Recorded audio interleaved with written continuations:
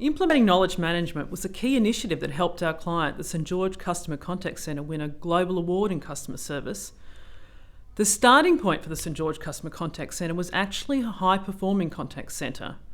This meant engaged consultants were taking calls over the phone, resolving a high number of calls at first contact and satisfying most customers. To achieve this, consultants were being supported with product specialists or floor walkers answering any questions they had. Staff were happy, but this was an expensive and resource-intensive and left little room for improvement in customer service. So what actually gave knowledge management traction? What created the impetus was involving just one team in a design process, how their work practices and how their roles changed if they could access all the knowledge they needed at their fingertips.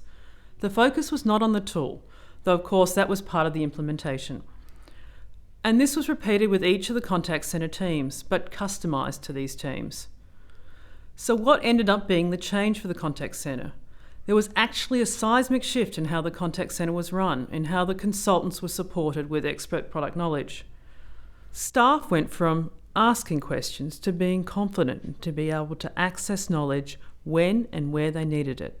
Product experts went from being floor walkers to being engaged more effectively in deciding content to be updated in the knowledge system and collaborating as a team to achieve this, and being involved in other performance improvements.